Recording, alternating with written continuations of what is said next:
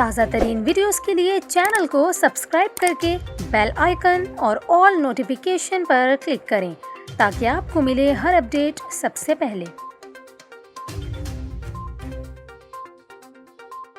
اور یہاں پر آپ کو خبر دیں، محکمہ موسمیات نے اگلے ہفتے سے مری اور خیبر پختونخوا کے چند اضلاع میں بارشوں اور پہاڑوں پر برف باری کا امکان ظاہر کیا ہے۔ محکمہ موسمیات کے مطابق مری، شمالی علاقہ جات اور آزاد کشمیر میں آئندہ ہفتے منگل سے جمعرات تک برف باری کا امکان ہے۔ پی ڈی ایم میں خیبر پختونخوا کی جانب سے ضلعی انتظامیہ اور متعلقہ اداروں کو اس حوالے سے مراسلہ بھی ارسال کر دیا گیا ہے۔ D G P D M کا کہنا ہے کہ ضلعی انتظامیہ اور متعلقہ اداروں کو پیشگی اقدامات کی ہدایات کی ہیں اور لنک روڈز کی بحالی کے لیے مشینری کی دستیابی یقینی بنانے کا کہا ہے۔ اس کے علاوہ پی ڈی ایم نے سیاحوں کو دوران سفر احتیاطی تدابیر اختیار کرنے کی بھی ہدایت کی ہے۔